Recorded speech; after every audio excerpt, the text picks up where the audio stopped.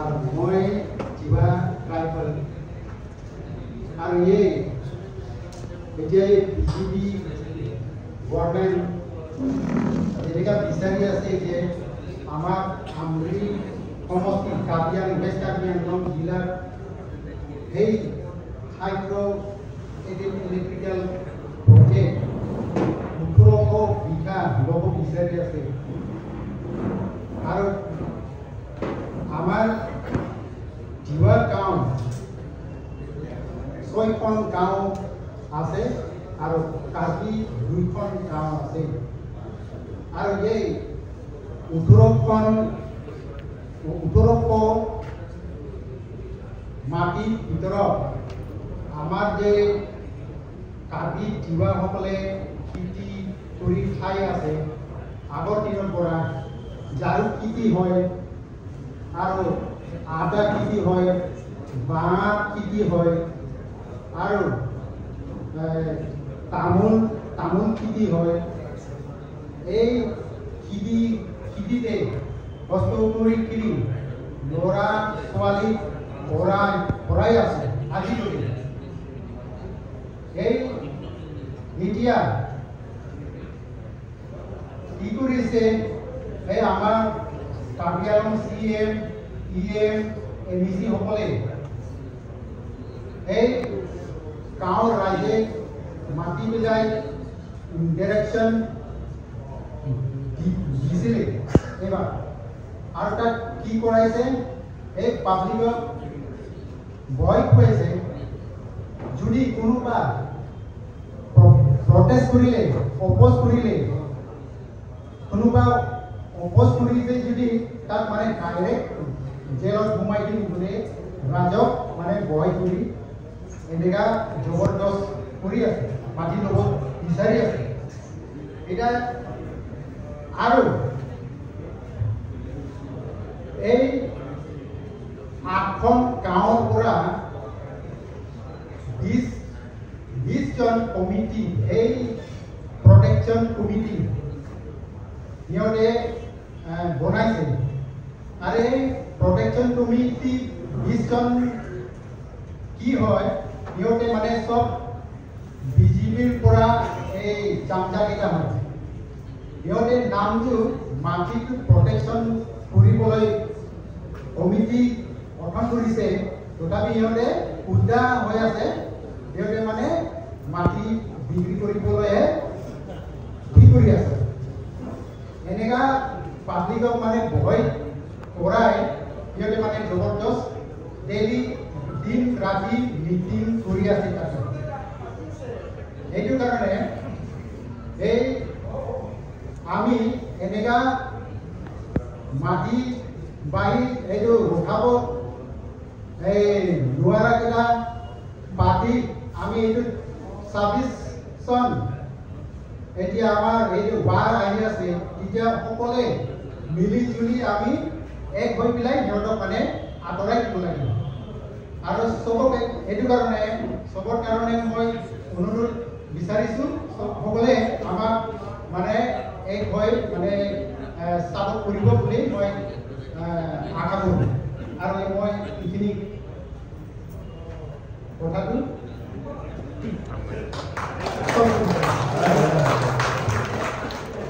John Maslai, West Karbi Anglong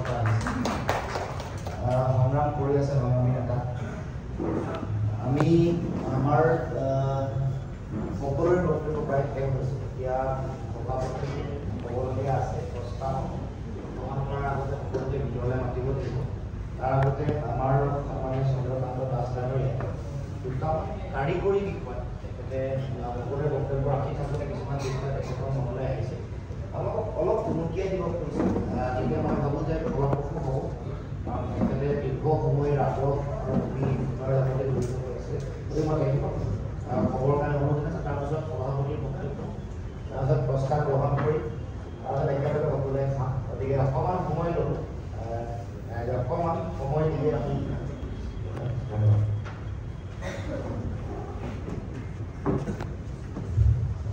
সুবিধাটো মই কৈ লৈছোঁ কেইটামান সমস্যা আছে আমাৰ বৰ্তমানে ধাৰণাটো স্পষ্ট নহয় বৰ্ডাৰ ডিস্ট্ৰিক্ট বুলি কয় এইটো আপোনাৰ কাৰ্বি আংলঙৰ মাটিৰ মানে কোনো ডিস্ট্ৰিক্টে নাই। কিয় মই কৈছোঁ দেশ স্বাধীনৰ পিছত তেতিয়া নীতিৰ পাহাৰ জিলা গঠন হ'ল, তেতিয়া মেঘালয়ৰ ঘৰত খাচী হিলছৰ ঘৰৰ পৰা জইণ্ট কৰে যে ব্লক 1 আৰু ব্লক 2 তেওঁলোকক লাগে। তেতিয়া মোৰ বোধে 1952 চনত এটা কমিটি হ'ল অবিভক্ত আছামৰ MLA 6জন লৈ পেলাই, তাতে খাচীয়া MLA বনেৰী শৰ্মা, নিকলছ ৰয়, এনেকৈ 6জনীয়া কমিটি এটা হ'ল।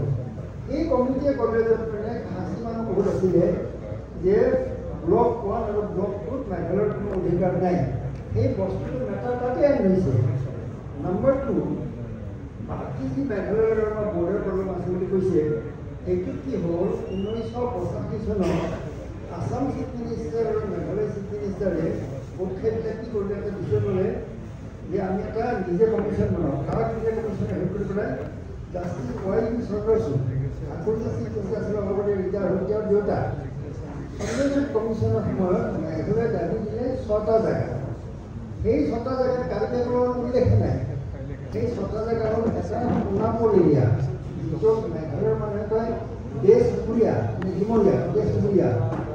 ছেকেণ্ডটো হ'ল ইলাংকাটা এৰিয়া। থাৰ্ডটো হ'ল পলাশবাৰীৰ ওচৰত বাকলাপৰা জিমেৰী গাঁও। ফ'ৰ্থ হ'ল লুকি। তাৰপিছত এটা আছে নম্মা মৌকামুৰ আৰু লাম্বি।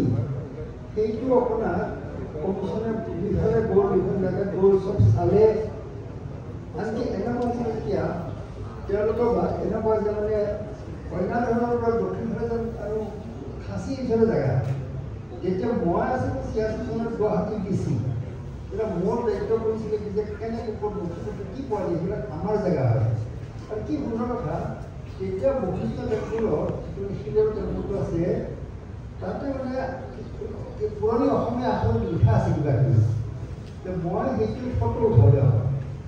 ফটো উঠাই হেমৰথ বৰ্মন আমাৰ এজন পণ্ডিত আছিলে, খুব ডাঙৰ হেমৰথ বৰ্মনক কৈ এইখিনি আপুনি ভাঙি যাব সেইটো অসমীয়াত। সেইখনে লিখা আছে কি যে 1754 চনত ৰাজেশ্বৰ সিংহ স্বৰ্গদেৱৰ সেনাপতি মদনোই দৌৰাৰ আদেশত বশিষ্ঠ টেম্পুল বনোৱা হৈছিলে।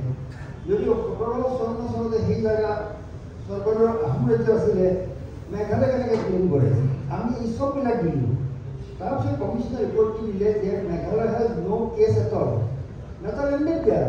যেতিয়া আমি কেছ এটা জিকিলোঁ, আমি আকৌ নতুনকৈ আকৌ কেছ কৰি নেকি বাৰু?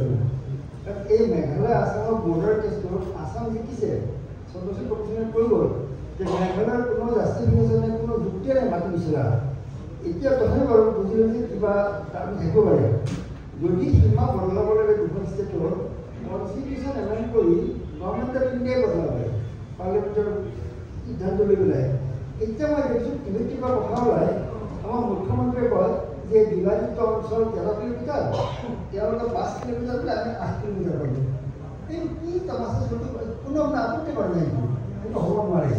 আৰু দ্বিতীয় কথা মই ক'ব বিচাৰিছোঁ, এতিয়া মই যিটো হাইড্ৰ প্ৰজেক্ট বনাব ওলাইছে, চাওক চানগুৰি লেকটো হৈছিলে 1897 চনত মহা ডাঙৰ ভূমিকম্প, যিটো মানে ইণ্টেনচিটি আছিলে 8.7। আৰু একেধৰণে লেক হৈছিলে আপোনাৰ গাঁৱৰ তাছেক লেকটো, গছৰ গাত গছবিলাক এতিয়া এনেকৈ আছে কলা বুলি পেলাই। আমাৰ অসমত আপোনাৰ ৰেকৰ্ড আছে প্ৰায় 1563 চনৰ পৰা প্ৰতি 60-70 বছৰৰ মূৰে মূৰে এটা ডাঙৰ ভূমিকম্প আহি আছে। এবাৰ যদি এপিচেণ্টাৰটো ইষ্টত হয়, এবাৰ ৱেষ্টত হয়। 1950 চনত যিটো বৰ ভূমিকম্প হৈছিলে, সেইটো এপিচেণ্টাৰ আছিলে জাষ্ট বাৰ্মা বৰ্ডাৰত ৰিমাপৰা এডোখৰ ঠাই। এতিয়া আমাৰ লাষ্টটো তাতে হৈ গৈছে পশ্চিমফালে, পূবফালে। এতিয়া ভগৱানে নকৰক 70-80 বছৰৰ যদি মহানগৰ ভূমিকম্প হয়, এইটো এপিচেণ্টাৰ হ'ব গুৱাহাটীৰ ওচৰত। এতিয়া এই প্ৰচণ্ড ভূমিকম্প জানেও তাতে আছে, চৰকাৰে কেনেকৈ আপোনাৰ দাম বনায়, এই কথাটো আপোনাৰ ৰাইজে অলপ জানিলে ডিটেইলছত যাব পাৰে, সেইটোৱে মই ভাবিব আছে। আচলতে ঘোষণা কৰা মতে সভাপতিৰ মন্তব্য আছে, কিন্তু আমাৰ ভূমি অধিকাৰ সংগ্ৰাম সমিতিৰ এগৰাকী নেতা ৰমেন বৰুৱা ডাঙৰীয়া আছে, তেখেতে তেখেতক চমুকৈ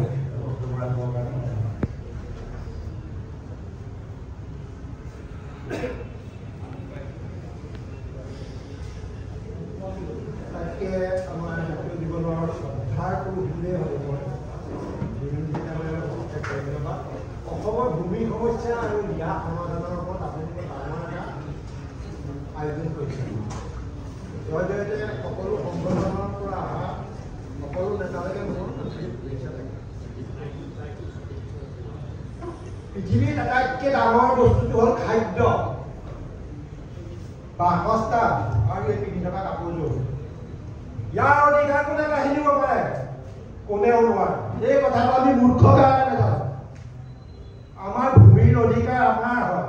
চৰকাৰে কেবিনেটত লোৱা সিদ্ধান্তটো ভূমিৰ অধিকাৰ কেতিয়াও হ'ব নোৱাৰে। এই কথাটো আমি জানিও কাহানিও মাত নামাতো। কাৰণ কিয়? আমি লোকৰ মুখলৈ চাওঁ, লোকৰ হাতলৈ চাওঁ। আজি শিলভাগৰ বাইদেউজনীয়ে আমাৰ সংগঠনৰ কথা কৈ মই অত্যন্ত দুখ পাইছিলোঁ। আমি গৈছিলোঁ, কিন্তু কিছুমান আইনগত ব্যৱস্থাই আমি নোৱাৰিলোঁ। আমাৰ সংগঠনে কেইটামান বস্তুৰ পৰা আঁতৰি আহিছোঁ। পাহাৰীয়া জলভূমিৰ পৰা আঁতৰি আহিব লাগে। আপোনাৰ বাইদেউ মোক কথাটো পাতি ধুনীয়া কথা, খুব দুখ পাইছিলোঁ। নিৰাপদ ঠাকুৰ বাইদেউ গৈছে আমাৰ লগত, আপোনাৰ গৌৰৱ গগৈ গৈছে, আমি গৈছিলোঁ, কিন্তু আমি একো কৰিব নোৱাৰোঁ। আমাৰ হাত ভৰি বন্ধা, কাৰণ আমি মাতিব নোৱাৰা কৰি দিছোঁ। কিন্তু আমি পইচা পাতি লোৱা সংগঠন নহয়, আমাৰ কোনো ডনেশ্যন বহি নাইকিয়া। এতিয়া কথা হ'ল, মোৰ ফালৰ পৰা চমু এটা বক্তব্য দিওঁ যে অসমৰ যিমানখিনি ৰাভা, হাজং, কাৰ্বি সকলোৰে সমস্যা কিহৰ ওপৰত হৈছে? ভূমিৰ ওপৰত। সেইকাৰণে সকলো আমি এটা হ'ব লাগিব। এটা হওঁতে আমি এই ৰাজনৈতিক সংগঠনে আমি ৰাজনৈতিক মানুহ, আমি ৰাজনৈতিক সংগঠন বুলি নহয়, আমাৰ জাতীয় সংগঠনত জাতীয় নেতাৰ জৰিয়তে আমি সকলো সংগঠনে এটা ঐক্যবদ্ধ সংগ্ৰামৰ কাৰণে আজি প্ৰতিশ্ৰুতিবদ্ধ হ'ব লাগে। ইয়াত কোনো নাই মই জাতীয়তাবাদী যুৱ ছাত্ৰৰ ভাইচ প্ৰেচিডেণ্ট, মই সেইকাৰণে মই কোৱা নাই কেলৈ মই ভূমি অধিকাৰটো আছোঁ। কাৰণ মোৰ সাংগঠনিক ফালৰ পৰা এই সভাখনলৈ মোৰ মতা নাই। বেয়া নাপাব, মই আমাৰ সংগঠনৰ জাতীয়তাবাদী যুৱ পৰিষদৰো আমাৰ ডিষ্ট্ৰিক্টৰ প্ৰেচিডেণ্টো আছে, মই মাতিছোঁ আহিছে। কাৰণ কেলৈ বিষয়টো বহুত গুৰুত্বপূৰ্ণ বিষয়। সেইকাৰণে মই আজি আহিছোঁ। ভাল লাগিছে লুইমজ্যোতি ডাঙৰীয়াই ইমান এটা ডাঙৰ পদক্ষেপ লৈছে। আৰু আমাৰ দাস ছাৰ আছে, দাস ছাৰ নিচিনা এগৰাকী মানুহে এই গুৰুত্ব যদি বিষয়টোৰ ওপৰত দিয়ে, নিশ্চয় আমি ছাকচেছ হ'ম। আপোনালোকৰ সকলো সংগঠনবিলাকৰ একত্ৰিত হৈ 30 তাৰিখ যে আমাৰ যিটো ডেড লাইন আছে, 30 তাৰিখৰ আগত আমি কিবা কৰিব পাৰিম নেকি এটা ব্যৱস্থা কৰা। যে 30 তাৰিখ আমি শেষ কৰিব পাৰোঁ আচল জীৱনত। আৰু মনত ৰাখিব 26ৰ ইলেকশ্যনত জনতা জিকিব, বিজেপি নিজিকে। জনতা যদি ভোট EVM আৰু আম্বানী আদানী জীয়াই নাথাকে, চাব জনতা ওলাই আহিব 26ৰ ইলেকশ্যনৰ অসমত আটাইতকৈ তেহেঁতে পদুবাহত জুই দিছে, গম পোৱা নাই? মাটি আমাৰ ওপৰত হাত দিয়ে, পদুবাহত শিলগুটি দলিয়াইছে বিজেপিয়ে, গম পোৱা নাই? ট্ৰাইবেলৰ মাটি চুইছ, ট্ৰাইবেলক খেলিবলৈ আহে। এখন ট্ৰাইবেল ষ্টেট হয়, ট্ৰাইবেল আমি জেনেৰেল হ'ব পাৰোঁ বা কিবা হ'ব পাৰোঁ, আমি ট্ৰাইবেলৰ লগত আছোঁ। ট্ৰাইবেলত কি হয় তেওঁলোকে যুগ যুগ ধৰি ইয়াত আছে। ক'ত কোনে কৈছে পাহাৰত মানুহে? নগালেণ্ডটো পাহাৰ হয়, এইবোৰ আইন নহয়। তেখেতে নিজেই CM হৈ পেলাই তেখেতে যি ইচ্ছা তাকে কৰিবলৈ দিব নোৱাৰে। আমি সকলো ট্ৰাইবেলৰ যিমান মানুহ আছে আপোনালোকক সকলোকে অনুৰোধ জনাইছোঁ, একতা হৈ থাকক। আপোনালোকক মাটিত নিদিব। কিহৰ পাৱাৰ হাউচ লাগে আপোনালোককহে? আপোনালোকে পাৱাৰ হাউচ কি প্ৰয়োজন আছে? একো প্ৰয়োজন নাই, এইবোৰ ফাঁকিয়ে। আম্বানী আদানী 5 কথা মাটি পাৱাৰ হাউচ খুলিব আৰু 800 বিঘা মাটি তাৰ নিজৰ নামত দখল কৰিব। আজি গুৱাহাটীতো সেই পৰিস্থিতি হৈছে। সেইকাৰণে সকলোকে মই এটাই বিনম্ৰ অনুৰোধ যে একতাতকৈ ডাঙৰ শক্তি নাই। আমাৰ একতা শক্তিটো ইয়াত ৰাজনীতিক অৰাজনীতিক নহয়, সকলোৱে এনেকৈ ধৰি হওক। আমাৰ মূল উদ্দেশ্য হ'ল ভূমিৰ ৰূপত। ভূমিক লৈ পেলাই যদি আমি কিবা আগবাঢ়ি যাওঁ, কংগ্ৰেছৰ নেতৃত্বত হ'লেও এখন ভাল বিৰোধী সভা হ'ব বুলি মোৰ দৃঢ় বিশ্বাস। ইয়াকে কৈ মোৰ বক্তব্য সমাপ্ত কৰোঁ।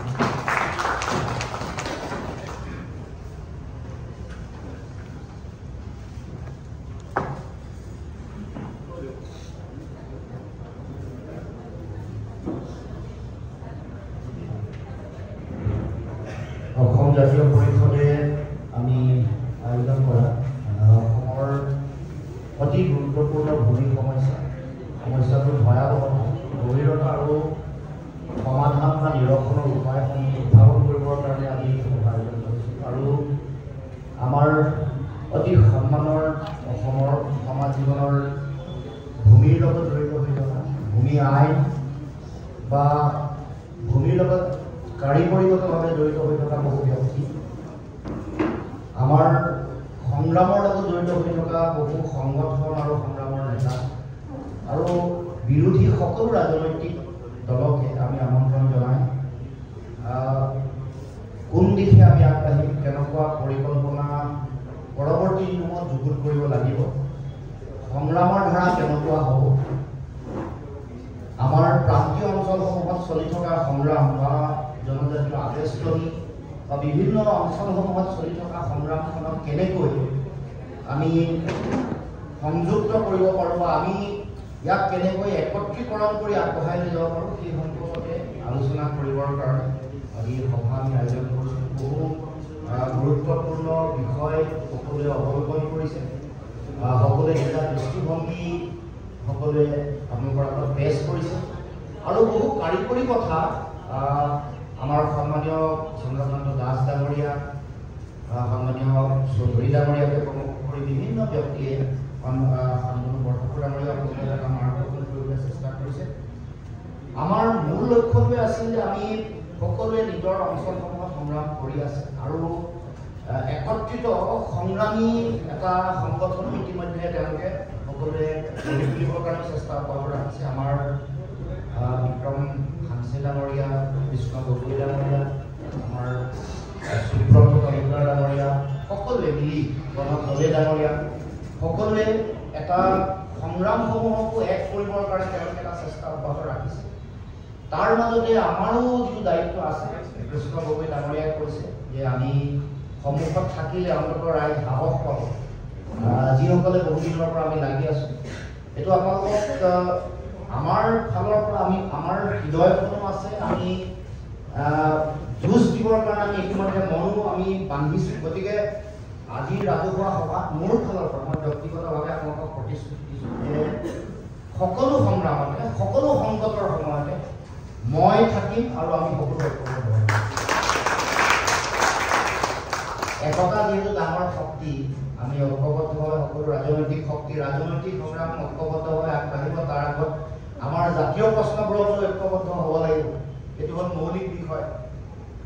টিভিৰ আগত সুধিলেও কওঁ যে সংগ্ৰাম ৰাজনৈতিক সংগ্ৰাম যুঁজি চৰকাৰ আনিম, কিন্তু তাৰ আগত আমাৰ ভাষা কৃষ্টি সংস্কৃতি আমাৰ অধিকাৰ সুৰক্ষিত হ'ব লাগিব। মুখ্যমন্ত্ৰী আহিছে গৈছে, বহু চৰকাৰ হ'ল, কিন্তু জাতি মাটি ভেটি সম্পদ অধিকাৰ আমি ৰক্ষা কৰিব পৰা নাই।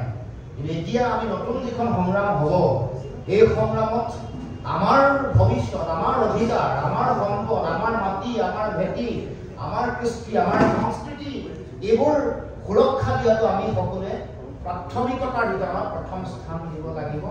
তেহে জাতীয় সংগ্ৰাম আৰু ৰাজনৈতিক সংগ্ৰামে সফলতাৰ মুখ দেখিব, এইবুলি মই নিজে বিশ্বাস কৰোঁ। সেইকাৰণে মাটিৰ সংকোচন, মাটিৰ সংকটৰ কথা ইতিমধ্যে বিস্তৃতভাৱে কৈছে। 40 লাখ মানুহ পট্টা নথকাকে আছে, 85,000 কম ধৰি ললোঁ 50 লাখ পট্টাবিহীন মানুহ আছে, 85,000 গুৱাহাটী মহানগৰত আছে, 8 লাখ হৰিশংকৰ ব্ৰহ্মৰ প্ৰতিবেদন মতে ভূমিহীন পৰিয়াল আছে। আমাৰ চৰকাৰে মন্ত্ৰীয়ে দিয়া তথ্য অনুসৰি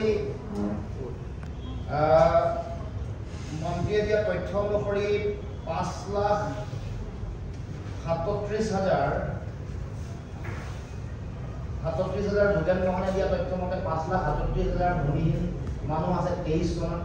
প্ৰমীলাৰাণী ব্ৰহ্মই দিয়া মতে 3,27,000 আছে 2017 চনত দিয়া তথ্য মতে। বান আৰু গৰাখহনীয়াই অসমৰ মাটি 1947 চনৰ পৰা 2025 চনলৈকে প্ৰায় 30 লাখ হেক্টৰ মাটি নদীৰ বুকুত জাহ গৈছে। সীমা সমস্যাৰ কাৰণে বহু আমাৰ কাষৰ ৰাজ্যই আমাৰ বহু মাটি কাঢ়ি লৈছে, অধিগ্ৰহণ কৰিছে। তাৰ মানে মাটি সংকোচন হৈ আহিয়ে আছে। তাৰ পাছত ভোটৰ ওপৰত সেইবিলাক আনি অবৈধ বিদেশীক নাগৰিকত্ব দিব কৈছে। নাগৰিকত্ব দিলে তেওঁলোকক মাটি দিব লাগিব, তেওঁলোকক আকাশত ৰাখিব নোৱাৰে। মাটি কাৰ দিব? এই যে সংকুচিত হৈ হৈ হৈ হৈ আহি থকা আমাৰে মাটি, আপোনাৰ মোৰ চন্দ্ৰকান্ত দাস, জগদীশ ভূঞা, কনক গগৈ, কৃষ্ণ গগৈ, জিয়াউৰ ৰহমানৰ মাটিকে অবৈধ বিদেশীক দিব লাগিব, বেলেগৰ মাটি দিব নোৱাৰে। তাৰ পাছত আকৌ হেম চকু পৰিছে আমাৰ বাগানবোৰক, যিটো কথা আজি অৱলোকন কৰা হোৱা নাই। আমাৰ বাগানবোৰক এনেকুৱা হেম চকু ধৰিছে, মানে লাখ লাখ হেক্টৰ মাটি আটাইতকৈ যদি আম্বানী, আদানী, ৰামদেৱ, কিবা দেৱ, কাৰোবাৰ কাৰোবি, বেদান্তা, কাৰোবাৰ আছে, তেতিয়াহ'লে প্ৰথম তেওঁলোক আটাইতকৈ বেছিকৈ চকু পৰি আছে বাগানৰ মাটি। আমি উজনি অসমত দেখি আছো কেনেকৈ আমাৰ জালান বাগান, কেনেকৈ জালান নগৰ চাহ বাগিচা কেনেকৈ তিলকে ধ্বংস হৈ গ'ল। ডিব্ৰুগড় চহৰলৈ গ'লে দেখিব কেনেকৈ তাত মাজমজিয়াত কেনেকৈ তাত এখন কি হোটেল খুলিব লৈছে, লেমন ট্ৰী হোটেল খুলিব লৈছে আমাৰ মামা আৰু মামীয়ে। অপেক্ষা বুলি এখন হস্পিটেল খুলিলে না, আটাইতকৈ ডিব্ৰুগড় পইচা থকা, আটাইতকৈ বেছিকৈ পইচা লোৱা 5 ষ্টাৰ নিচিনা হস্পিটেল অপেক্ষা খুলিলে। বিজেপিৰ কাৰ্যালয় বনালে আৰু কি কওঁ।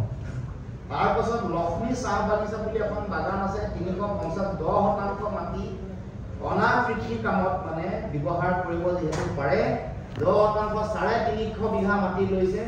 কিন্তু আপোনালোকক ক'ব খোজা কথাটো হ'ল তাত যিমানটা লাইন আছে, য'ত চাহ বাগিচাৰ আদিবাসী চাহ জনগোষ্ঠীয় মানুহে বসবাস কৰে, এটা পৰিয়ালে 1 কথাকেও মাটি পোৱা নাই। অথচ মামা আৰু মামীয়ে নিজৰ কাৰণে 350 বিঘা মাটি লৈ ল'লে। তিনিচুকীয়াৰ বোকান পুখুৰী বাগান গ'লে দেখিব তেওঁলোকে ৰিজৰ্ট বনাবলৈ আৰম্ভ কৰিয়ে দিলে, খানিলেই। চৰাইদেউ বাগান গ'লে এইখিনি মই হিচাপ কৰা। আৰু ইফালে বৰাক উপত্যকাত ফাতেমা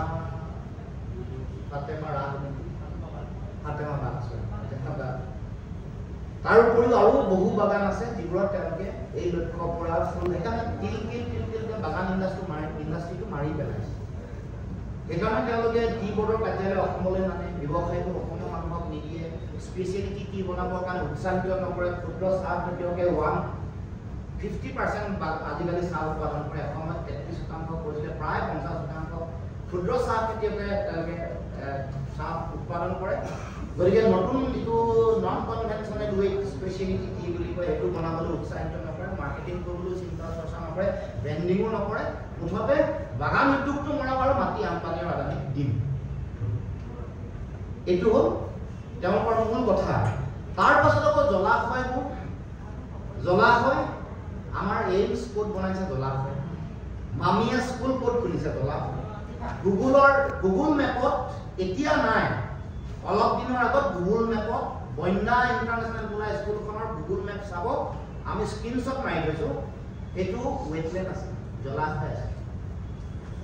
তো এই যিবোৰ ভয়ংকৰ পৰিৱেশ আৰু পৰিস্থিতি, তাৰ পৰা আমি উদ্ধাৰ কৰিব লাগিব। মাটি থাকিলেহে জাতি থাকিব, মোৰ দেশ থাকিব, মোৰ সমাজ থাকিব। মাটি থাকিলে আমাৰ উঠি অহা নতুন প্ৰজন্মই নিজৰ ভৰিটো ৰাখিবৰ কাৰণে, নিজৰ শিপাৰ লগত সম্পৰ্ক অনুভৱ কৰিবৰ কাৰণে তেওঁলোকে পৰিৱেশ পাব। আৰু তেওঁলোকে বিজেপি চৰকাৰে যিটো কাম কৰিছে, এই কামটো হ'ল অসমৰ খিলঞ্জীয়া ভূমিপুত্ৰ থলগিৰি মানুহক অঘৰী জাতি বনাব লাগে, অঘৰী মানুহৰ। এইটো তেওঁলোকৰ মেইন ব্লুপ্ৰিণ্ট, মেইন এজেণ্ডা। এইটো কথা আমি পাহৰিবলৈ ভুল হ'ব।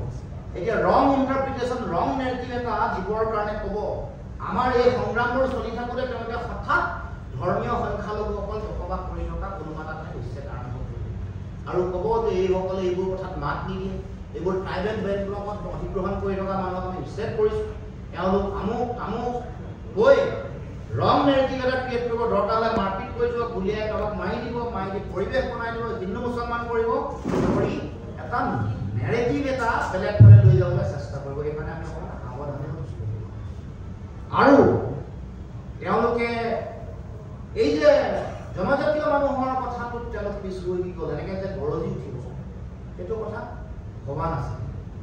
এই মানে বড়ো ভূমিত তেওঁলোকে এতিয়া মাটি নলওঁ বুলি কৈছে, কাৰণ নিৰ্বাচন সমাগত ছেপ্টেম্বৰত বিটিআৰৰ নিৰ্বাচন আহি আছে। আজি যদি এই মাটিবোৰ লৈ আমাৰ ইছলাই ডাঙৰীয়া আছে ল'লে, হিতে বিপৰীত হ'ব। আৰু প্ৰমোদ বড়োক দুই ফালৰ পৰা মাৰিলে, আন ফালৰ পৰা মাৰিছে।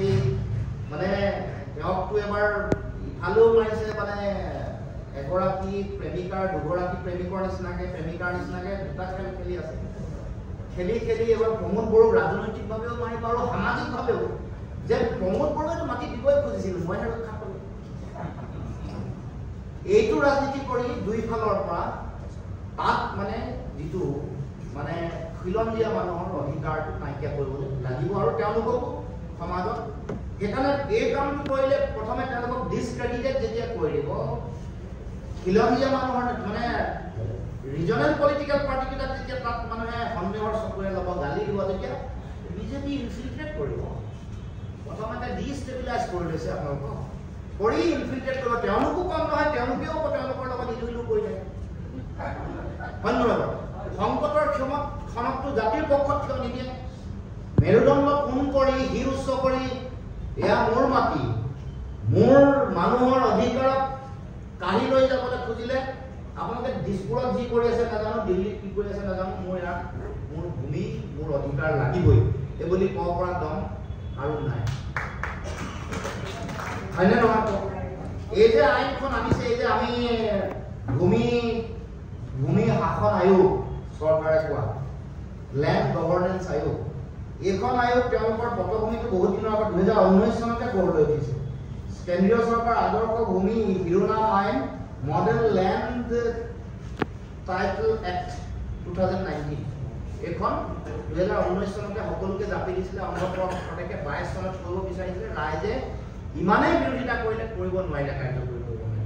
এটা মুখ্যমন্ত্ৰীক বাহ লাগে, GST প্ৰথম মই কৰিলোঁ বুলি কৈ পিনে বাহ লৈছিলে মোক, CA প্ৰথম ইয়াত নাগৰিকত্ব দিছোঁ বুলি বাহ লৈছে। বৰ মহান কাম কৰিছে, মহান কাম এইটোৱে কৈছে। তেওঁ নিজৰ ঘৈণীয়েক, নিজৰ ল'ৰা ছোৱালী এইবোৰক তেওঁলোকৰ টকা পইচা লাগে, কিমান পইচা নালাগে, কিমান মাটি নালাগে। এই বিল এইখনো তেওঁলোকে, এই এক্টখনো আইনখনো তেওঁলোকে কাৰ্যকৰী কৰিবৰ কাৰণে তেওঁলোকে এই লেণ্ড গভৰ্নেন্স যিখন কমিশ্যন এইখন তেওঁলোকে লৈ নতুনকৈ আইন বনাবৰ কাৰণে চিন্তা চৰ্চা কৰিছে। ডিজাইনটো বহুত দিনৰ আগৰ পৰা চলি আছে। মাটিৰ অধিকাৰ 1886 চনৰ ভূমি আৰু ৰাজহ অধিনিয়মেই হওক বা আন যিবোৰ আইন আছে, এইবোৰত যথেষ্ট সংখ্যক সুৰক্ষা দিব পৰা শক্তি তাত তেনেকুৱা ধৰণৰ বিধি ব্যৱস্থা আছে। কিন্তু এই যে খৰখেদা কৰিছে, খপজত কৰিছে, এইবোৰৰ অন্তৰ্নিহিত কাৰণটো কোনোবাই ইতিমধ্যে আইনখন বনাই ড্ৰাফ্ট বনাই ৰেডি কৰি দিছে। আম্বানী আৰু আদানীয়ে তেওঁলোকে কেৱল মাত্ৰ এখন সোনকালে পাছ কৰি লৈ গৈ তেওঁলোকে মাটিবোৰ বেলেগক অৰ্পণ কৰিব লাগে, এই কামটো তেওঁলোকে জড়িত হৈছে। গতিকে আমি এই কথাবোৰ বৰ চিৰিয়াছ, আমি খুব ভালকে পৰ্যালোচনা কৰিব লাগিব, আমি চিন্তা চৰ্চা কৰিব লাগিব আৰু কেনেকৈ আগবাঢ়িম। আমি একলগ হ'লোঁ, এতিয়া পৰৱৰ্তী দিনসমূহত আমি কেনেকৈ আমি এই গোটেই প্ৰক্ৰিয়াটো আগবঢ়াই লৈ যাব পাৰোঁ তাৰ কাৰণে চিন্তা চৰ্চা কৰিব লাগিব। প্ৰথম, ৰাইজৰ যদি বিৰোধ থাকে, ৰাজনৈতিক শক্তিসমূহক আমাক একেলগ হ'ব দিয়ক। আপোনালোকে যদি সংগ্ৰামী সংগঠনসমূহ বা আমাৰ ইণ্টেলেকচুৱেলসকলে যদি ভাবে যে ৰাজনৈতিক উপস্থিতিয়ে আমাৰ সংগ্ৰামখনক বাধাগ্ৰস্ত কৰিব, যিটো কথা আমি খুব ভাবি চিন্তি চাই সন্তৰ্পণে আমি নামিছোঁ আমি বৰদোৱাৰত। বহুত দেৰিকৈ আমি নামিছোঁ, কাৰণ তেনেকুৱা ধৰণৰ কথা চিগনেল আমালৈ আহি আছে। দৰাবিললৈ দেৰিকৈ গৈছোঁ, দৰাবিলত আহিব ইচ্ছা কৰিলে নোৱাৰিলে, তেওঁলোকৰ স্বাস্থ্যজনিত কথা। দৰাবিলো গৈছোঁ, আমি চাই আহিলোঁ, দৰাবিলৰ সমস্যাৰ ভয়াৱহতাও দেখিলোঁ। তাত যিটো লজিষ্টিক পাৰ্ক বনাব খুজিছে 150 বিঘা মাটিত, আপুনি মই যদি প্ৰতিবাদ কৰোঁ ক'ব যে আমি দৰাবিলখনত কৰা নাই, তাৰ কাষৰ মাটিতহে কৰিছোঁ। এখন চৰণীয়া ভূমি আছে কাষতে, এতিয়া যেতিয়া বাৰিষা পানী হয়, পানী আহি সেই চৰণীয়া অঞ্চলটো প্লাবিত হয়, তাতো শিশু তালে ওলাই আহে, মাছ ওলাই আহে। আমাৰ বিক্ৰম সিং হানছে যিটো কথা কৈছে বৰ্ণিহাট আৰু এই মানে পৰিষ্কাৰ অঞ্চলটোৰ কথা, তাতো ঠিক তেনেকুৱা। দক্ষিণ পাৰত, দৰাবিলৰ দক্ষিণ পাৰত উদ্যোগ সুযোগ হৈ ইতিমধ্যে গোটেই প্ৰদূষণ হ'লে তেওঁলোকৰ ৰাইজে, আমি যিদিনাখন কৈছোঁ তাৰ প্ৰমাণো আমি তাতে পাইছোঁ যে এই উত্তৰ পাৰটোত প্ৰদূষণটো হোৱা নাই। আৰু তেওঁলোকে কৈছে যে আমি পখিলা দেখিছোঁ, চৰাইও মাত মাতিছে, য'ত সভাখন কৰিছিলোঁ চৰাইও মাত মাতিছে, তাৰমানে পখিলা আছে, মানে পলিউশ্যন ইণ্ডিকেটৰ আছে, কিমানটা স্পেচিছ মাছৰ আছে তেওঁলোকে ক'লে, কিমান সৰীসৃপ আছে তাকো ক'লে। আনকি প্ৰতি দুষ্প্ৰাপ্য শিশু তাত যে পায় কথাও ক'লে, কিমানটা আছে ছাৰ্ভে কৰিছে, কিমান পক্ষী আছে সেইটো কথাও কৈছে। এইবোৰ কাম কাজ কৰি তেওঁলোকে তাত বহু মানুহ আহে, গৱেষক আহে, বিভিন্ন প্ৰান্তৰ পৰা মানুহ আহে। তেওঁলোকে অতি অন্তঃকৰণেৰে এটা বিশাল অঞ্চল এটা প্ৰায় 25,000 পৰা 45,000 মানুহ সেই অঞ্চলত সামৰি আছে। তাত আনকি কমাৰসকলে মৃৎশিল্পৰ কামো কৰে। সেই অঞ্চলৰ সোঁফালে থকা যিটো অঞ্চল তাতে মৃৎশিল্পৰ কাৰণে মাটিও পায়। তাৰমানে একেলগে চব নাইকিয়া কৰোঁ, জৈৱ বৈচিত্ৰতাক ধ্বংস কৰিলে, সেই অঞ্চলৰ চৰণীয়া পথাৰখনক কাঢ়ি লৈ গ'ল, মৃৎশিল্পক মাৰি পেলালে, জৈৱ বৈচিত্ৰতাৰ আধাৰত তাত য'ত জৈৱ পৰ্যটন ভৱিষ্যতৰ দিনত হ'ব লগা কথাটো সম্ভাৱনাটো মাৰি মেলি কৰি পেলাবলৈ তেওঁলোকে চিন্তা চৰ্চা কৰিছে। গতিকে ৰাইজ ভাবক কিমান ভয়ংকৰ আৰু ভয়াৱহ তেওঁলোকৰ চিন্তা। গতিকে মই মোৰ মনৰ পৰা দুটামান কথা আহিছে। এটা, মই ভাবোঁ যে যিমানবোৰ যি অঞ্চলসমূহত এনেকৈ মাটি তেওঁলোকে অধিগ্ৰহণ কৰিব খুজিছে, সেই অঞ্চলবোৰত কিছু তথ্য পাতি আমাৰ হাতত থাকিলে যুঁজিবলৈ আৰু ভাল হ'ব। এতিয়াতো এইটো সময়ত তথ্যই আমাৰ শক্তি আৰু অস্ত্ৰ নিচিনা।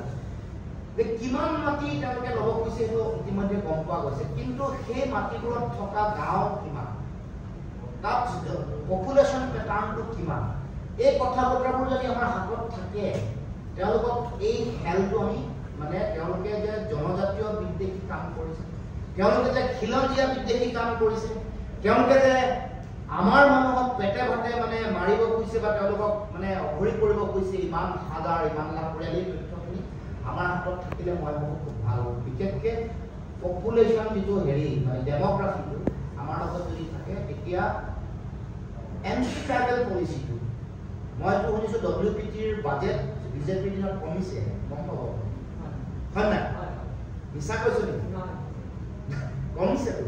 3টা কনচাৰ্ণ ডিপাৰ্টমেণ্ট আছিলে, এটা নাইকিয়া কৰিছে, এবলিছ কৰি দিছে। মই জনাত 1000 কোটি টকা আছিলে সোণোৱালৰ দিনত, এমাহ দিনত 600 কোটি টকা ঘৰত হয় নাই? 625 কোটি টকা সোণোৱালৰ দিনত 1000 কোটি আছে। ডাইৰেক্ট আপোনালোকে ক'ব পাৰে এণ্টি ট্ৰাইবেল হয়, ট্ৰাইবেলক ভোট বেংক হিচাপে ব্যৱহাৰ। তেওঁলোক একেবাৰে নিশ্চিত যে ট্ৰাইবেল ভোট আমি পামেই। মিচিঙৰ ভোট পাম, ৰাভাৰ ভোট পাম, বড়োৰ ভোট পাম, কাৰ্বিৰ ভোট পাম, ঠেঙালৰ পাম, সোণোৱালৰ পাম, চব ট্ৰাইবেলৰ ভোট পাম বুলি তেওঁলোক নিশ্চিত। কিন্তু তেওঁলোকে আটাইতকৈ বেছি ট্ৰাইবেল বিদ্বেষী কাম যে কৰিছে তথ্য হওক।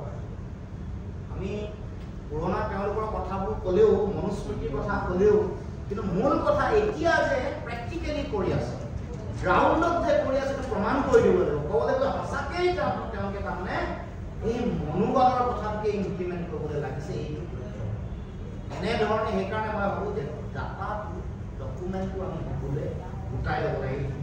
এতিয়া আমি যুঁজিবলৈ ভাল হ'ব বুলি মই ভাবোঁ। আৰু কাৰ্বি আংলং আৰু ডিমা হাছাওৰ আটাইতকৈ প্ৰয়োজনীয় কথাটো এইটোৱেই যে যিবোৰ অঞ্চল 1800 বিঘা মাটি কাৰ্বি আংলং, 4000 বিঘা মাটি ডিমা হাছাও, সেই অঞ্চলকেইটা আমি জনামতে অতি প্ৰাকৃতিক সম্পদেৰে ভৰপূৰ, মাটিৰ তলত বহু সম্পদ আছে।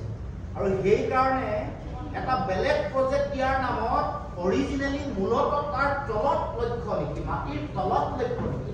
ওপৰত আপুনি চলাৰ প্ৰজেক্ট দেখি থাকিব মাটিৰ ওপৰত, কিন্তু লক্ষ্যটো আচলতে কয়লা আৰু ইউৰেনিয়াম নেকি, এইটো আমি প্ৰপগাণ্ডা কেম্পেইনিং কৰিব লাগে। এইটো হ'ল আটাইতকৈ ডেঞ্জাৰাছ কেম। কাক দিছে? আদানীক দিছে। এইটো চাব লাগিব। মানে এইটো আটাইতকৈ আমি জ্ঞানৰ চকু মুকলি কৰি দিব লাগিব মানুহক, খেলটো কেনেকৈ খেলি আছে। গতিকে মই ভাবোঁ যে এইবোৰ আটাইতকৈ মানে ভালকৈ মানুহৰ মাজত সজাগ সচেতনতা সৃষ্টি কৰিবৰ কাৰণে আমি কাম কৰিব লাগিব। দীঘলীয়া কথা নহয়, আটাইতকৈ মানে সভাবোৰ আটাইতকৈ চিৰিয়াছ সভাখন আটাইতকৈ বেয়া লগা সিদ্ধান্তই হ'ল সভা বুলি ভাবোঁ। গতিকে মই দীঘলীয়া ক'ব খোজা নাই। আমি আৰু এখন সমিতি হয়তো আমি গঠন কৰাৰ প্ৰয়োজনীয়তা আছে বুলি মই ভাবোঁ। সংগ্ৰামখন আমি ৰাজপথৰ সংগ্ৰাম আমি শক্তিশালী কৰিব লাগে। আৰু শিলহাটো সম্পৰ্কত আমি শিলহাটোক আমি ৰাখিব নোৱাৰিলোঁ, আমাৰ আমাৰ ব্যৰ্থতা। আমি আচলতে পাৰিব লাগিছিল, কিন্তু আপোনালোকৰ যিটো চেতনা, যিটো আৱেগ, তাৰ লগত আমি আছোঁ। পৰৱৰ্তী দিনসমূহত যাতে এনেকুৱা পৰিৱেশ নহয়, তাৰ কাৰণে আমি আমাৰ ক'ৰবাত নিশ্চয় ক'ৰবাত ভুল থাকিব, আমি নিজৰ আত্মবিশ্লেষণ কৰিব লাগিব। আমিও হয়তো শক্তিশালীভাৱে নেতৃত্ব দিব পৰা নাই। গতিকে পৰৱৰ্তী দিনসমূহত আমি ভুল শুদ্ধ সকলো বিশ্লেষণ কৰি য'ত ভুল হৈছে সেইবোৰ আমি শুদ্ধ কৰিব লাগিব, য'ত আমাৰ সুৰুঙা থাকি গৈছে তাত ফুটাটো মাৰিব লাগিব, আৰু আমি অধিক ৱেল ইকুইপ হ'বৰ কাৰণে বেছিকৈ আমি কৌশলী হ'বৰ কাৰণে আপুনি নিজে অস্ত্ৰ শস্ত্ৰ মানে তথ্য আৰু যুঁজ কৰিব পৰা কৌশল, ন্যায়িক কৌশলেই হওক, তথ্যগতভাৱে তেওঁলোকক প্ৰত্যাহ্বান দিব পৰা, আৰু এইবোৰ এংগুল ক'লে এইবোৰ ট্ৰাষ্ট এৰিয়া এণ্টি ট্ৰাইবেল বুলি ক'লে তেওঁলোকে হিলি যায়। মই যিদিনাখন প্ৰেছ মিট দিলোঁ সেইদিনাখন তেওঁলোকে ভয় খাইছে। মই ক'লোঁ যে আৰে এতিয়াতো তেওঁলোকে জনজাতীয় মানুহকে লৈছে, এইবোৰ কিবা কিবি ইছ্যু কৰি তেওঁলোকে শেহতীয়াকৈ মাংসৰ ইছ্যুটো কৰি জনজাতীয় মানুহক আবেগিক কৰিব গৈছে। আৰে সেইটোৰ কথা কৈতো তেওঁলোকৰ মাটিকে তোমালোকে গ্ৰহণ কৰিছা। এইটো গুলি মাৰিছে মানে ইয়াতে মাৰিলোঁ টিপা নিচিনা, গড়গাঁও পাইছে কেনেকুৱা টিপা ইয়াত মাৰিছে, খেল ইয়াত গুলি মাৰিছে বেলেগত, লক্ষ্য বেলেগত। চব লক্ষ্য তেওঁলোকৰ পলিটিকেল লক্ষ্য, যিমান কাণ্ড কাৰখানা কৰিব যিমান, আৰু পলিটিকেল লক্ষ্যটোৰ লগত পইচাৰ কথা আছে। তেওঁলোকে বেলেগে যদি অন্যায় কৰিছে, বেলেগে যদি দুৰ্নীতি কৰিছে, বেলেগে যদি 5,000 টকা ইফাল সিফাল কৰিছে, লগে লগে যে তেওঁ 1000 কোটি টকাৰ চিণ্ডিকেট কৰি থাকিলেও তেওঁলোক মহান নেতা, তেওঁলোক যেন একদম ঈশ্বৰে তেওঁলোকক অৱতাৰী পুৰুষ হিচাপে পঠাইছে, এনেকুৱা ধৰণৰ কথা। গতিকে আমি খুব তেওঁলোকক মানে তেওঁলোকৰ এই পলিচিবোৰ আৰু আমি খুব পলিটিকেলি তেওঁলোকক ঠিক কৰিব লাগিব। সুব্ৰত তালুকদাৰে কৈছে মানে পলিটিকেল সংগ্ৰামৰ প্ৰয়োজনীয়তা আছে। হয় যেতিয়া খাব যে এওঁলোকক উৎখাত কৰি দিব পাৰে, বড়োভূমি উৎখাত হৈ যাব পাৰে, বা কাৰ্বি আংলং উৎখাত হৈ যাব পাৰে, বা জনজাতীয় মানুহে আমাৰ বিৰুদ্ধে ভোট দিব বুলি যিদিনাখন ভাবিব সেইদিনাখনহে পাৱে পৰি পৰিব। ভয় নাখায় এইটো কাৰণে তেওঁলোকে ভাবে যে সংগ্ৰাম কৰি আছে, নিৰ্বাচন আহিলে আকৌ কাম দি জন আন্দোলন কৰাৰ মাজতো দৌৰি দৌৰি গৈ নাচি গৈ আকৌ তেওঁলোকে 5,000, 3,000, 1250 টকা, লাখপতি বাইদেউ, গছপুলি ৰোৱা, অমৃত বৃক্ষ এইবোৰে আটাইতকৈ বেছি ডাঙৰ হৈ যায় বুলি তেওঁলোকে ভাবে। কিন্তু ৰাইজে প্ৰমাণ কৰিব লাগিব, ৰাইজে প্ৰতিষ্ঠা কৰিব লাগিব, মই মোৰ মাটি হেৰুৱালে, মোৰ উপৰিপুৰুষৰ কাৰণে মোৰ ভেটি হেৰুৱাম, মোৰ ভেটি হেৰুৱালে মই অঘৰী হৈ যাম। ছিন্নমূল এটা জাতি, এটা অঘৰী জাতি মাটি নাথাকিলে না ভাষা ৰক্ষা কৰিব পাৰিব, না সংস্কৃতি ৰক্ষা কৰিব পাৰিব, না নিজৰ ৰাজনৈতিক ভৱিষ্যত ৰক্ষা কৰিব পাৰিব। গতিকে তেওঁলোকৰ সেই প্ৰলোভনৰ মায়াজাল ফালিবলৈ আমি বেছিকৈ ক'ব লাগিব, সৰব হ'ব লাগিব, সাধাৰণ মানুহক বুজাব লাগিব। সাধাৰণ মানুহৰ গুণ নাই, তেওঁলোকক আমি চুব পৰা নাই, তেওঁলোকক আমি বুজাব পৰা নাই, তেওঁলোকক আমি ৰাজনৈতিকভাৱে শিক্ষিত কৰিব পৰা নাই, তেওঁলোকক আমি গণবিৰোধী কাম কাজবোৰৰ চকু মুকলি কৰি দিব পৰা নাই। আমাৰ এইটো অসমৰ্থতা, আমাৰ এইটো ব্যৰ্থতা, সেইটো আমি গ্ৰহণ কৰি কাইলৈৰ পৰা কাম কৰিব লাগিব। এই যে যদি জনজাতীয় বিদ্বেষী কামৰ কথাটো যদি স্পষ্ট ৰূপত আমি প্ৰকাশ কৰিব পাৰোঁ, উজনি অসমৰ বাগানত মই যে ক'লোঁ, এই কৈ আছোঁ মই বেছিকৈ, এইবাৰ নিৰ্বাচনৰ আগে আগে মাটি পট্টা দিম বুলি আবেদন কৰোৱাই দিব বাগানে বাগানে। মই আজিয়ে কৈ থৈছোঁ, আবেদন কৰা মাটি নিদিয়ে, মাটি নিদিয়ে লিখি ৰাখক, বাওঁহাত যদি আছে বাওঁতে লিখক, আবেদন কৰোৱাই দিব 100% যে বাগান অঞ্চলত আমি ক'ব যে আমি 10% মাটিটো ল'ব পাৰোঁ, 5% বাগানৰ মানুহ মাটি দিম বুলি মিহিকে মনটো এনেকৈ কৈ পিনে কৈ দিছে।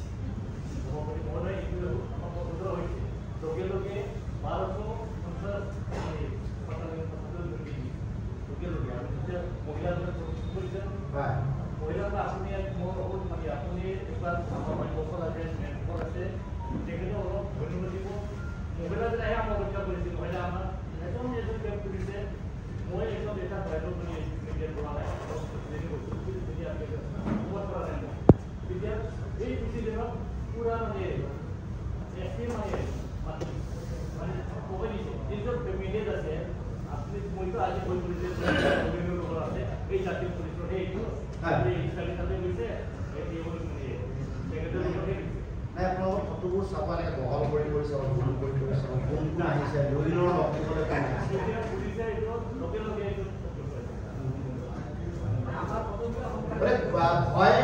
ভয় খাব নালাগে, একেলগে আছোঁ, একেলগে কি মানুহ একেলগে যুঁজিম,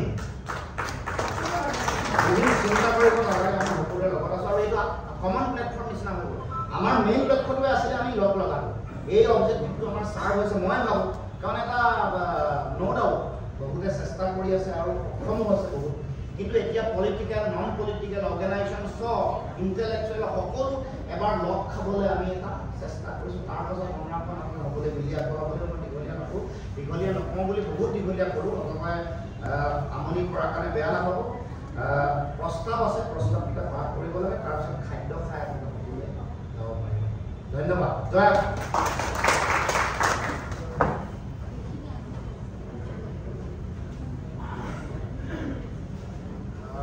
প্ৰস্তাৱসমূহ পাঠ কৰিবৰ কাৰণে মই জিয়াউৰ ৰহমান ডাঙৰীয়াক অনুৰোধ জনাইছোঁ।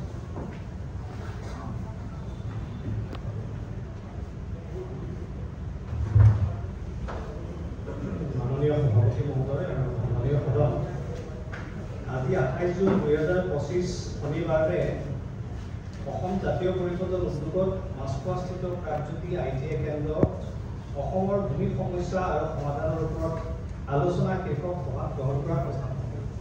প্ৰথম প্ৰস্তাৱ, ৰাজ্য চৰকাৰে জনগণক অন্ধকাৰত ৰাখি জনস্বাৰ্থৰ বিপৰীতে গৈ বিভ্ৰান্তিকৰভাৱে আৰু খৰখেদা কৰি ৰাজ্যৰ প্ৰচলিত ভূমি আইনসমূহ সংশোধন কৰিবলৈ যি প্ৰচেষ্টা আৰম্ভ কৰিছে, আজিৰ সভাই সৰ্বসন্মতিক্ৰমে উক্ত প্ৰচেষ্টাৰ তীব্ৰ বিৰোধিতা কৰে।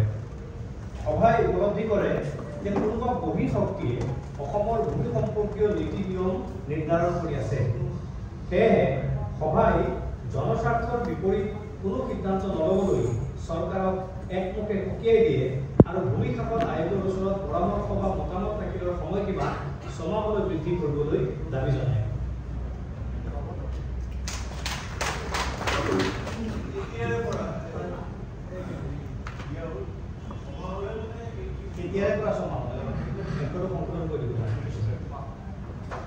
দ্বিতীয় প্ৰস্তাৱ, আজিৰ সভাই হৰিশংকৰ ব্ৰহ্মৰ অধ্যক্ষতাত গঠিত ভূমি সংস্কাৰ সমিতি আৰু অৱসৰপ্ৰাপ্ত ন্যায়াধীশ বিপ্লৱ কুমাৰ শৰ্মাৰ অধ্যক্ষতাত গঠিত উচ্চ শাখা সম্পন্ন সমিতিৰ প্ৰতিবেদনৰ পৰামৰ্শসমূহ ৰূপায়ণ কৰিবলৈ সৰ্বসন্মতিক্ৰমে চৰকাৰক দাবী জনায়। তৃতীয় প্ৰস্তাৱ, বান গৰাখহনীয়াত ভূমিহীন হোৱা ৰাজ্যৰ স্থায়ী বাসিন্দাসকলক নীতি অনুসৰি উপযুক্ত পৰিমাণৰ ভূমি আবণ্টন দি তেওঁলোকক সংস্থাপিত কৰিবলৈ আজিৰ সভাই সৰ্বসন্মতিক্ৰমে দাবী জনায়।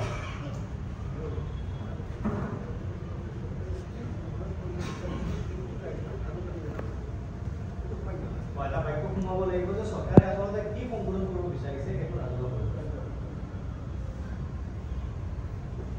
4 নম্বৰ প্ৰস্তাৱ, ৰাজ্য চৰকাৰে অভিলাষীভাৱে ৰূপায়ণ কৰি থকা বসুন্ধৰা আঁচনিখন তাৰ ঘোষিত উদ্দেশ্য মৰ্মে আগবাঢ়িছে নে নাই তাত আজিৰ সভাই সন্দেহ প্ৰকাশ কৰে।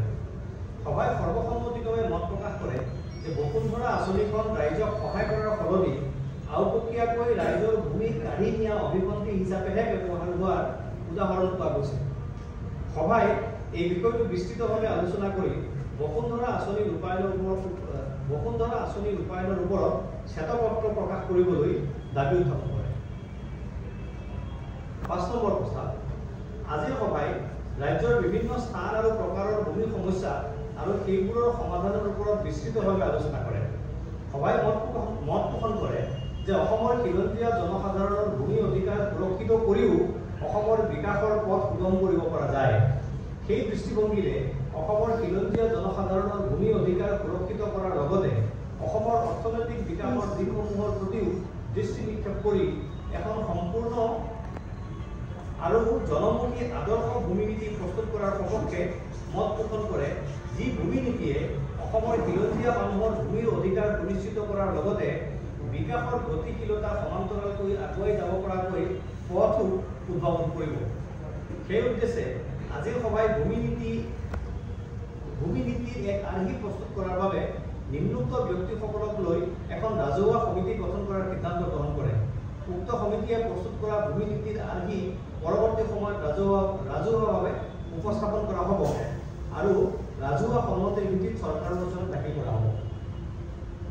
সমিতিখনৰ প্ৰস্তাৱটো এনেকুৱা: শ্ৰী চন্দ্ৰকান্ত দাস অধ্যক্ষ, শ্ৰী শান্তনু বৰঠাকুৰ, শ্ৰী ব্ৰজেন ডেকা, শ্ৰী মনোৰম গগৈ, শ্ৰী বিক্ৰম সিং হানছে, শ্ৰী পংকজ ইছলাৰী, শ্ৰী আদিত্য ৰাভা, শ্ৰী প্ৰবীণজ্যোতি কলিতা, শ্ৰী শম্ভু তাঁতী, শ্ৰী ডিম্বেশ্বৰ কলিতা, শ্ৰী জগদীশ চন্দ্ৰ চৌধুৰী, শ্ৰী সুব্ৰত তালুকদাৰ, শ্ৰী জিয়াউৰ ৰহমান সদস্য থাকিব।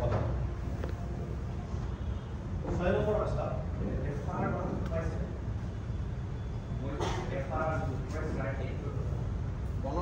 বন অধিকাৰ আইন 2006 যিটো কথা 2006 যিটো কথাটো বন অধিকাৰ আইন, যিটো চিডিউল ট্ৰাইব আৰু যিবিলাক মানে ট্ৰেডিশ্যনেল ফৰেষ্ট ডুৱেলাৰ সেইবিলাকক মাটিৰ অধিকাৰটো দিয়া কথাটো মানে ট্ৰেডিশ্যনেল ফৰেষ্ট ডুৱেলাৰ। আৰু মই এটা কথা কওঁ আপোনাক, এইটো আপোনালোকে মানি ল'ব যে উচ্ছেদটো যিটো চলি আছে, যে উচ্ছেদ সুপ্ৰিম কোৰ্টৰ গাইডলাইন অনুসৰি যদি উচ্ছেদটো যদি ক'ৰবাত কৰিব লগা হয়, পুনৰ সংস্থাপন আৰু সুপ্ৰিম কোৰ্টৰ গাইডলাইন লৈ পেলাই যাতে উচ্ছেদটো তেওঁলোকে এই কথাটো ষ্ট্ৰিক্টলি মানিছিলে, সুপ্ৰিম কোৰ্টৰ নীতি আৰু আপোনাৰ গাইডলাইনটো আৰু আপোনাৰ যিটো পুনৰ সংস্থাপনৰ কথাটো, এই কথাটো আপোনালোকে ভাবি চাওক।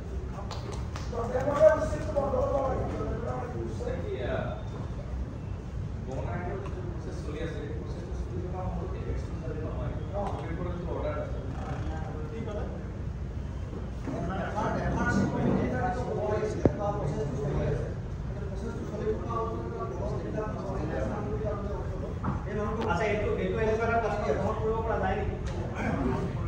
এটা প্ৰস্তাৱ আমি ড্ৰাফ্ট কৰিলে সকলোকে কপি দি দিম আৰু কমিটিখনলৈ আচলতে প্ৰস্তাৱটো দি দিব পৰা যাব। আৰু সমিতিখনৰ নিৰ্দিষ্ট গগৈৰ নামটো ৰাখিব লাগে, নিৰ্দিষ্ট গগৈৰ নামটো ৰাখিব লাগে। ঠিক আছে। 6 নম্বৰ আৰু এটা প্ৰস্তাৱ আৰু প্ৰণৱ গগৈৰ নামটো ৰাখিব পাৰে।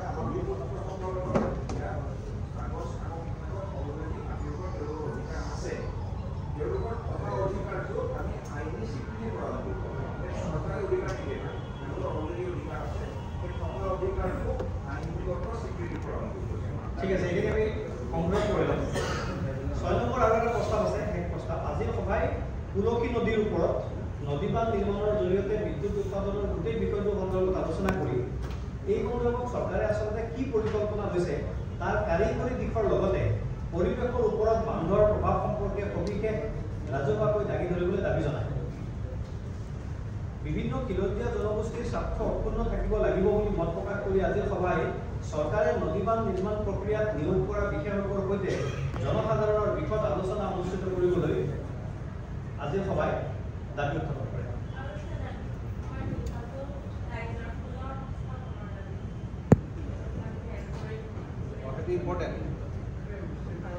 ঠিক আছে, আমি সম্বোধন কৰি আপোনালোকক আমি হোৱাটছআপত কপি দি দিম, কৃষকৰ নাম্বাৰ আছে।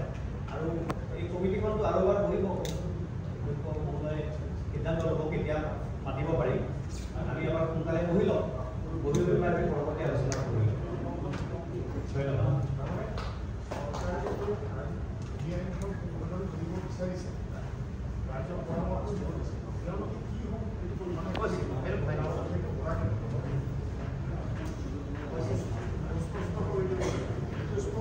এটা প্ৰস্তাৱ দিছে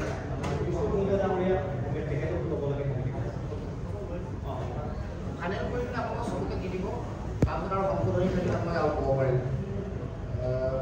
আমি সভা সামৰিব কৈছোঁ, আমি আচলতে আইনখনত কি কৰিব খুজিছে স্পষ্টতা বিচাৰি আমি সংবাদ নিৰ্দিষ্ট কথাটো দেখিছে, 10টা বিষয় উত্থাপন কৰিছোঁ। আমি এইবোৰ বুলিও কৈছোঁ যে যদি কোনোবাই পৰামৰ্শ দিয়ে, পৰামৰ্শটো যদি আয়োগে গ্ৰহণ কৰা নাই, কি গ্ৰাউণ্ডত তেওঁলোকে গ্ৰহণ কৰা নাই, সেইটো ৰাজহুৱা হ'ব নেকি? স্পিকিং অৰ্ডাৰ লিখা থাকিব নে নাথাকিব? সেই কথাবোৰ RTI আইনৰ অধীনত হ'বনে নহয়? কিবা গ্ৰাউণ্ডত মই পৰামৰ্শ এটা দিলোঁ, চিকে দাস ডাঙৰীয়াই দিলে, সেইটো নাইকিয়া কৰি থ'ব, তেওঁলোকে সেই পৰামৰ্শ গ্ৰহণ নকৰে। সেইটো যদি আমি বিচাৰোঁ যে কিহৰ বেচিছত এই পৰামৰ্শটো গ্ৰহণ কৰা নহ'ব, সেইটো RTI কৰি আমি যাতে এইটো বিচাৰি পাওঁ, সেই সম্পৰ্কত 10টা আমি প্ৰশ্ন উত্থাপন কৰিছোঁ স্পষ্টতা বিচাৰি। সেইখন আমি আপোনালোকক দি দিব পাৰিম যদি লাগে, আৰু তাৰো যদি পৰামৰ্শৰ সংলগ্ন কৰিব লাগে, তাত কেইবাটাও যিমানবোৰ আমাৰ সন্দেহ আহিছে সকলো কথাই তাত ভৰাবলৈ আমি চেষ্টা কৰিছোঁ।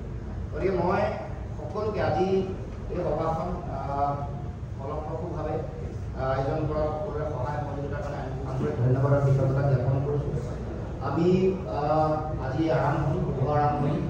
মই ভাবোঁ যে আজিৰ আৰম্ভণিটো আমাৰ সকলো মানুহৰ অসমৰ স্থলগিৰি প্ৰতিটো জাতি জনগোষ্ঠী সকলোৰে ভৱিষ্যত সুৰক্ষিত কৰাৰ এই যাত্ৰাৰ আৰম্ভণি। তাৰ লগে লগে আমি পৰৱৰ্তী দিনসমূহত আন মূল বিষয় যিবোৰ আহিব সমাজলৈ জাতীয় জীৱনলৈ সেইবোৰকো আমি পৰৱৰ্তী দিনসমূহত আমি এনেকৈ একেলগে ঐক্যবদ্ধভাৱে সংগ্ৰাম কৰিব পৰা পৰিৱেশটো আমি গঢ়ি পাৰিম। গতিকে আজি এই সভাখন সাফল্যমণ্ডিত কৰাত আমাৰ সন্মানীয় যিসকল জ্যেষ্ঠ ব্যক্তি আছে, বিশেষকৈ ভূমিৰ লগত জড়িত, আইনৰ লগত জড়িত, আমাৰ ৰাজনৈতিক দলৰ সকলো নেতা, বিষয়ববীয়া, কৰ্মকৰ্তা, সংগ্ৰামী সংগঠনৰ প্ৰতিগৰাকী নেতা, কৰ্মকৰ্তা, বিষয়ববীয়া আৰু তেখেতসকলৰ লগত অহা সংগ্ৰামী যিসকল সৈনিক আছে সকলোকে, প্ৰতিটো ৰাজনৈতিক দলৰ সন্মানীয় বিষয়ববীয়া, কৰ্মকৰ্তাসকলক আমাৰ দলৰ তৰফৰ পৰা অসম জাতীয় পৰিষদৰ পবিত্ৰ মঞ্চৰ পৰা আন্তৰিকতাৰে ধন্যবাদ আৰু কৃতজ্ঞতা জ্ঞাপন কৰি আজিৰ এই সভা সমাপ্ত কৰিবলৈ মই ঘোষণা কৰোঁ। ধন্যবাদ।